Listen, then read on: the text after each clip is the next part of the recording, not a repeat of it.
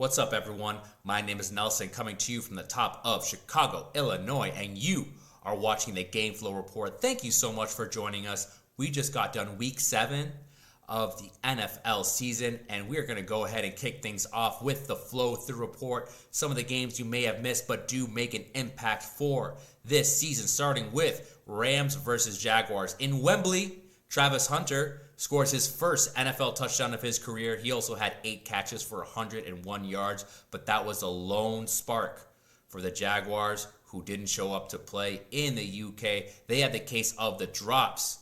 Multiple receivers dropping wide open passes. Meanwhile, Matthew Stafford, he put on a show for the UK crowd. He threw 5 touchdowns, 3 of them to Devontae Adams, 1 to Terrence Ferguson, and another to Katana Mumfield.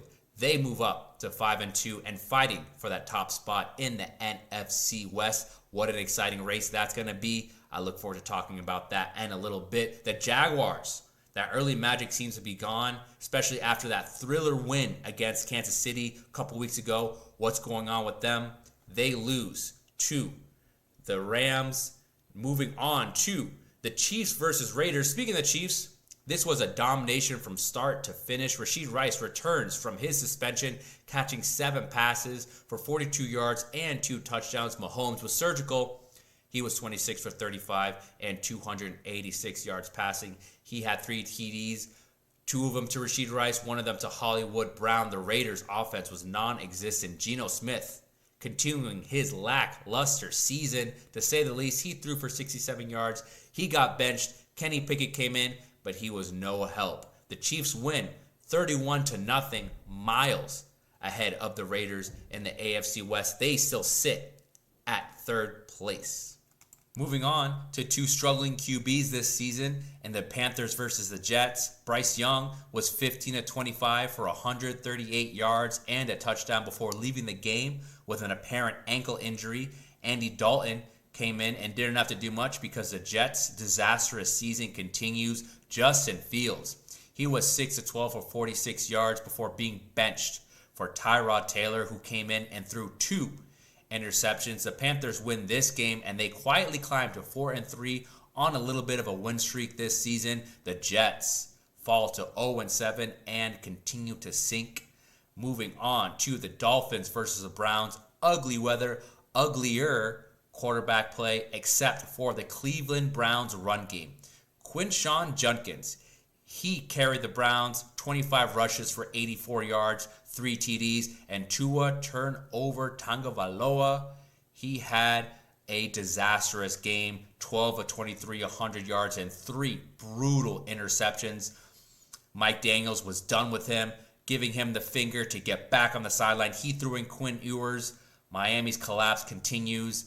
They fall to 1-6. Cleveland getting their 2nd win of the season, showing some life with that offense in the run game. Moving on to the Chargers versus the Colts. Justin Herbert threw 55 times this game for 420 yards and 3 TDs. He had a costly interception that killed their momentum. Meanwhile, Indiana Jones, he's coming in this season showing that he can play. He was 23-34, 288 yards and 2 scores, but Jonathan Taylor was unstoppable. 16 carries for 94 yards and 3 touchdowns. The hat trick. Colts win 38-24, move up to 6-1, and they are at the top of many people's power rankings so far through week 7. The Chargers, they dropped to 4-3, still searching for some consistency this season. Moving on to a team that I was not expecting to have much success this season, the New England Patriots. They take on the Tennessee Titans. Mike Vrabel returning back to Nashville, and he has himself a quarterback, Drake May, playing like an MVP. He was 21-23 for 222 yards and 2 TDs. He left the game a little bit for a head injury, but returned back. He's showing that toughness that Vrabel shows his team. And Cam Ward and the Tennessee Titans, they could not bring anything to the table. They lose 31-13 to the Patriots. The Titans drop to 1-6. Cam Ward having a disastrous season. I wonder if they make any moves before the trade deadline just to give him a little bit of help or just to get some draft capitals. The Patriots, they are 5-2 now at the top of the AFC East. They continue to dominate and surprise me. Moving on to the Cowboys versus Commanders, CeeDee Lamb returns with some fireworks. He had 5 catches for 110 yards and a TD. Dak Prescott also looking like an MVP candidate, continuing to look sharp this season. He was 21 to 30, 264, 3 TDs, no picks. He had an additional touchdown to Jake Ferguson. And Javonte Williams, 116 yards on the ground. Washington could not keep up. Jaden Daniels left with an injury. Marcus Mariota stunk up the joint. He threw a pick 6 to that Dallas D. Disastrous. Cowboys win big and move to 3-1. They stay alive in the NFC East. The Commanders fall to 3-4 with back-to-back losses. Moving on to the Packers versus Cardinals. No Kyler Murray again, but Jacoby Brissett filled in, and he couldn't do anything to escape Micah Parsons, who recorded 3 sacks. And Josh Jacobs carried the Packers offense, scoring 2 rushing touchdowns, including the game winner in the fourth quarter. Another heartbreaking loss from the Arizona Cardinals. They dropped to 2-5 at the bottom of the NFC West. Green Bay, they stay at the top of the NFC North, 4-1, right in the mix for the top of the division. On to the Vikings versus the Eagles, and Jalen Hurts reminded everyone why the NFC runs through Philly. He was 19 to 23 for 326 yards and 3 TDs. 2 of them were to A.J. Brown, who had 121 yards in the air, and the other touchdown was to Devontae Smith, who exploded this game with 183 yards in the air. Philly's offense was on fire. But Minnesota, Carson Wentz, he threw for 313 yards, but 2 costly interceptions, which doomed them. Jordan Addison stood out. He had 128 yards in the air, but it wasn't enough. Eagles win 28-22 and improve to 5-2. Vikings drop to 3-3 and sit at the bottom of the NFC North. Moving on to the Sunday night game, 49ers versus the Falcons. Christian McCaffrey told the team to get on his back, and they did so.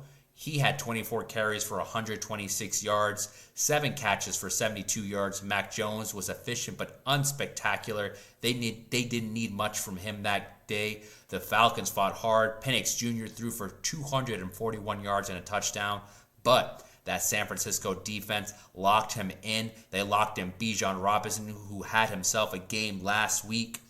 The 49ers, they win 20-10, moving up to 5-2 in their own respective division. And the Atlanta Falcons, they dropped to 3-3, hovering around 500.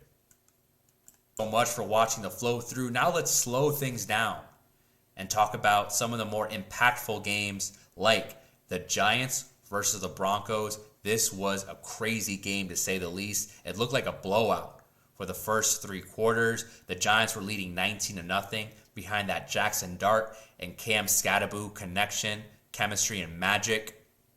But they forgot who's the head coach on the other side, Sean Payton, and his efficient quarterback, Bo Nix, who threw 50 times for completing 27 of those attempts, 279 yards and 2 touchdowns. One of those touchdowns was a tip drill in the back of the end zone. That was insane. The Giants had their own tip drill, taking it to the house. This fourth quarter was one of the best fourth quarters anyone has ever seen in quite some time in Mile High. But the Broncos came back. They scored 33 points in the fourth quarter, and because of a couple of missed field goals by the New York Giants kicker, they lose. The Broncos rally back and lose with a walk-off field goal, 33-32, and that is where we will start our discussion when it comes to specific things in the NFL to look out for. The Broncos, they sit at the top of the NFC West, right in front of the Chargers, right in front of the Kansas City Chiefs. This was something that not a lot of people were expecting this season. Of course, Kansas City, they are always the favorite every single season when you have 15 as QB. However, they did stumble a little bit. I don't know if it's because of the loss of Rashid Rice, but he's back in the lineup. And with those receivers that all run under 4.4, they look like a scary team, but still sit in third place. The Chargers, they still can't find any consistency. They did have that one win against the Broncos earlier on, but that was by a point or two. And that's the thing about the Broncos. They're sitting at the top of the division, but they are winning these close, tight games. The AFC West is something to be watching for the rest of this season. There are a lot of exciting things to expect from them. Sean Payton is showing why he is one of the top tier coaches of the NFL, and he is showing that Bo Nix is that guy. Exciting things to watch. For the Giants, on the other hand, tough loss. They dropped to 2-5, but Giants fans do have something to be excited for. They have a passionate rookie QB. They have a running back who doesn't seem to care if he has a concussion or two. He needs to be careful about that, but you gotta love the passion and the resilienceness from this New York Giants team. Their defense is insane when they are firing in all cylinders. So the Giants, they do have a lot to work with this season, and I do expect to see some growth moving on to not only the end of this season, but the start of the 2026-2027 season. Let's dive into the Bears versus the Saints. Two first-time head coaches facing off against each other, trying to prove that their teams are trending in the right direction. In Chicago, Illinois, the weather wasn't doing any of them any favors. After a morning of steady rain, the field at Soldier Field was slick, and it showed early. Caleb Williams, he was shaky to start the game, fumbling a snap early, and then nearly throwing an interception to defensive end Chase Young. He needs to do a better job of pre-snap reads, because that was 2 times that Chase Young predicted the snap and was in Caleb Williams' face. Caleb also threw a bad interception later on in the game. He had Monungai open for a check down. He needs to do a better job of making his reads. That was a rookie mistake that he's making his second year. You know that Ben Johnson did not like that. But the Bears defense stayed in this game because of their defense. They were suffocating, harassing Spencer Rattler all day, collapsing the pocket, hitting him from every angle. When this Bears defense is firing in all cylinders, they are a top 2 defense in the league, and I mean it. Another momentum swing for the Bears, their run game. DeAndre Swift kept Chicago steady, punching in the first touchdown for Chicago in the second quarter. And Rattler, he was throwing interceptions all day. He actually had 3 in the game. Ben Johnson, give him credit. After Caleb threw an interception, he does what good coaches do. He made sure that the run game was strong, gave Caleb Williams time to gather his thoughts, and then give him quick, easy timing throws. He had a really good throw to DJ Moore. It was around a 7-yard out. You can tell that Caleb Williams and DJ Moore practice this play all the time, and that showed in a key spot where Caleb Williams needed some momentum to get his arm back in rhythm. That is what good coaches do. Love to see that from Ben Johnson. With 3 minutes left in the half, Kyle Monungai found the end zone for his first NFL touchdown thanks to that Bears offensive line. They were moving bodies. When was the last time you heard that from the Bears offensive line? They go up 20-0, but Spencer Rattler, he's been playing well this season. Despite having a down record for the Saints, he is a fighter, and he showed that today right before half. He didn't quit. He's been tough all season.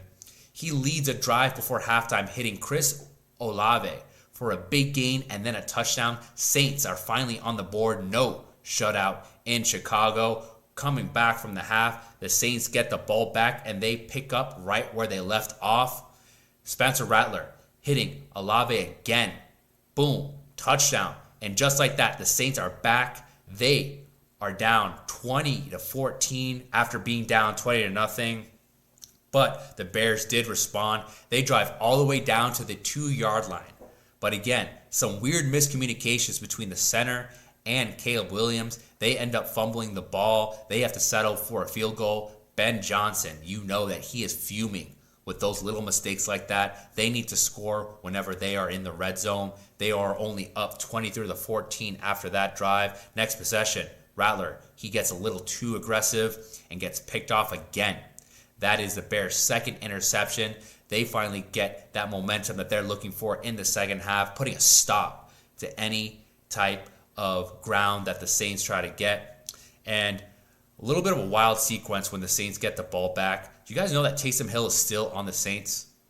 Spencer Rattler threw the ball at Taysom Hill for about a 5-yard out. Then he throws it to Mara, who tries to go up the sideline. Originally, it was ruled a lateral. Ben Johnson challenged it, and it was determined that it was a forward pass. Crazy, desperate play by the Saints. Chicago goes to the ground game again to run down the clock. Swift and Monangai just running downhill, chewing up the clock. They end up winning 26-14.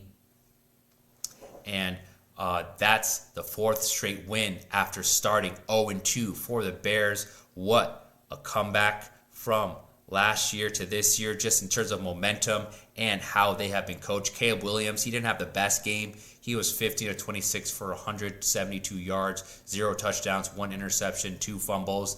DeAndre Swift, he had 19 carries for 124 yards and 1 TD. Kyle Monangai, 13 carries for 81 yards, his first NFL touchdown of his career. DJ Moore had 3 catches for 43 yards. Odunze, 2 catches for 31 yards. And Cole Kmet, he had to leave the game with an apparent back injury. We hope that he's okay. And then the Saints stat line. Spencer Rattler, 20 for 32, 233 for 2 touchdowns, 3 interceptions. He was sacked 4 times. Alvin Kamara didn't have the best day. He had 11 carries for 28 yards. Chris Olave had the best game in a long time for him. He had 5 catches for 98 yards and 2 TDs. Juwan Johnson only had 5 catches for 79 yards. Look, here's takeaways from the Bears' win over the Saints, starting with Chicago's run game. They have their own Gibbs and Montgomery, Swift and Monangai. They chew up yards. They get big gains when they need it, and that's because of the Bears' offensive line. This also helps with Caleb Williams and the play action pass. That is a dangerous duo to keep an eye out in the NFC North. The Bears defense, when firing on all cylinders, they are a top 2 defense in the league. However, they do need to answer for those 2 touchdowns they gave to the Saints. There should be no reason why the Saints score before half and coming out of the half. That type of vulnerability can ruin a defensive momentum, especially against high-powered offenses like Green Bay and Detroit. They need to fix that up ASAP. And finally, Caleb Williams. He does have a powerful arm. He is immensely talented. However, we do see that he likes to play superhero ball. A couple times against the Saints, you saw him scrambling out of the pocket, looking downfield, and just beaming it. And it's missing his mark, throwing it out of bounds, not turning the ball over except for that 1 interception. However, I think he does need to reel it back, and that's frustrating for Ben Johnson. He had Jared Goff, who is a 1-2 quarterback. Look at the first read, look at the second read, dump off to the check down. Caleb Williams, he feels like he needs to make a big play every time, and that's just because he is a talented quarterback. He was able to do that in college, and that's going to transition to the NFL if he can handle himself with Ben Johnson. Johnson's doing a great job in reeling him in, so I think that that's not going to be a problem moving forward. However, they are going to be tested when they play against the Packers again and they play against the Lions again, because this division right here is going to be a fun one to watch moving forward this season. Let's finish things off with the doubleheader on Monday night. Then I'll talk about things that I'm keeping an eye on for the rest of the season. Starting off with the Bucs versus the Lions. Ford Field was rocking. They were making life miserable for Baker Mayfield. He was 28 for 50 for 228 yards, 1 touchdown, 1 pick. But the big story of the game, Mike Evans comes out of the game with an apparent collarbone injury. We just heard today that he is done for the season. His 11 consecutive seasons with 1,000 or more yards receiving comes to an end. Here at the Game Flow Report, we wish him nothing but the best. Moving back to the game, Tampa only managed 9 points against the Lions defense. Jared Goff was efficient. He was 20 of 29 for 241 yards, but the star of the game was Gibbs. 17 carries for 136 yards and 2 touchdowns. The Lions handled the Bucs easily, winning 24-9 for Tampa. I don't think that they're done. It's a tough place to play in Detroit with that crowd on prime time. This was just a small hiccup. I do believe in Baker Mayfield. He does have that magic that the Bucs need. So this was just a minor hiccup for the Buccaneers. I do expect them to bounce back next week. Obviously, the big loss for them, Mike Evans. This means that the younger receivers on the Bucs offensive side, they need to step up for Baker Mayfield, but he's a leader. He's going to bring him to the promised land. I look forward to the Bucs playing the Lions again, hopefully in the playoffs. Speaking of the Lions, though, they continue that momentum after those 2 losses. They look a little shaky at the beginning of the season, but it looks like they have their momentum behind Knuckles and Sonic, Gibbs and Montgomery. What a duo for them. They are in a race for the top spot in the NFC North. They're sitting right behind Green Bay, and the Bears are climbing at the heels of the Lions. The Vikings sit at the bottom of the NFC North. That's, as mentioned before, that's an exciting division to watch. We're going to keep an eye on it for the rest of the season. The second doubleheader, Texans versus the Seahawks. CJ Stroud is searching for that spark from his Rookie of the Year campaign, but Seattle continues to ride that Sam Darnold redemption arc. Darnold found his guy early and often. Jackson Smith-Njigba went off. 8 catches for 123 yards and a touchdown. Seattle controlled the game with ease, winning 27-19. Smith-Njigba is quietly becoming one of the top-tier receivers in the league. He's 5th in receptions and 1st in yards with 819 receiving yards this season. Darnold is making the most of his new opportunity. Let's not forget, the Jets couldn't develop him. The Panthers couldn't either. The Niners barely used him. The Vikings saw his opportunity. He won 14 games with them. Yes, he choked in the playoffs, but he's now with Seattle, showing everyone why he is one of the top quarterbacks that people slept on. I am excited to see him improve this season. They are in a steady race for the NFC West, and let's go ahead and take a look at that race right now. They are currently sitting in second place behind the 49ers. Right behind them is the Rams, and sitting at the bottom are the Arizona Cardinals. The 49ers, Seahawks, and the Rams all sit at 5-2. They're going to be playing against each other within the next couple weeks. So I'd say before the end of the year, mid-December, we're going to have a better picture on who's leading the NFC West and who's going to be taking that number 2 spot and who's going to be sitting at the bottom with Arizona if they do sit there, because I do anticipate 3 of these teams making the playoffs. That means that someone else in a different division, NFC, will not be. However, these teams are fighting for that top spot, and we love to see that type of football. Before we finish off today's show, I do want to talk about these 2 teams who are having an awful year so far, starting with the Jets. They announced that Tyrod Taylor will be their Week 8 starter against the Cincinnati Bengals. Justin Fields is now riding the bench. He has had an awful year so far. Woody Johnson, the owner of the Jets, had his own negative comments to say about Justin Fields, which can't help his confidence. Woody Johnson, though, he should not be talking. He let Sam Darnold, a great QB, down when it comes to his development. He let Aaron Rodgers, a Hall of Famer, down when it comes to his one sole full season with the New York Jets. They are a disastrous organization who cannot develop quarterbacks to save their life.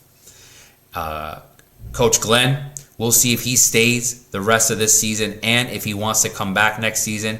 You know that he comes into work every day with a headache. The Jets are proving that they continue to be one of the worst teams in the NFL, right next to the Miami Dolphins. Expect them to clean shop by the beginning of next season. I would be shocked if Mike McDaniel still has a job by the end of this season. Tua turn over Tagovailoa. He has been having one of the worst seasons that I have ever seen in person. Multiple games with multiple interceptions, and then goes to a podium and talks about how his team isn't doing well. He isn't a good leader. He isn't a good quarterback you want to play for. You now get a better understanding of why Tyreek Hill was so frustrated this season. I do not expect him to return. I would be surprised if they don't trade Jalen Waddle in the offseason for draft capital. But the Miami Dolphins need a complete change in coaches and players in order to survive next season, especially in the division that they are in. Thank you so much for watching today's episode. Please make sure that you like and subscribe to help out with the algorithm. Please click that bell so you know when I drop my next episode, and comment down below which performance from week 7 impressed you, what's your favorite team, and what do they need to do in order to get to the Super Bowl. My name is Nelson. Thank you so much for watching the Game Flow Report, and I'll see you on the next episode.